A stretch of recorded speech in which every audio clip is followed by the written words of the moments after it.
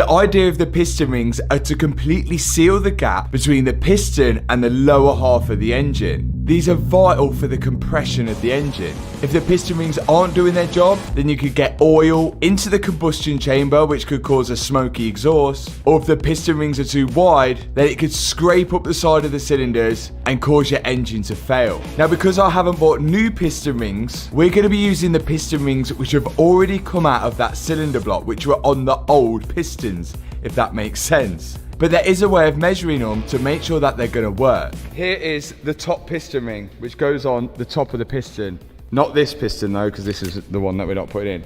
We're going to measure the gap between there, and when it's inside there, it should read, according to our workshop manual which we got off Google, between 0.18 millimeters and 0.30 millimeters. So the way we do that is squash the piston ring into the cylinder, and then to make sure that it's nice and centralized, we use the old piston to push it down into place. Then we're going to use a feeler gauge to check the measurement of the piston ring gap.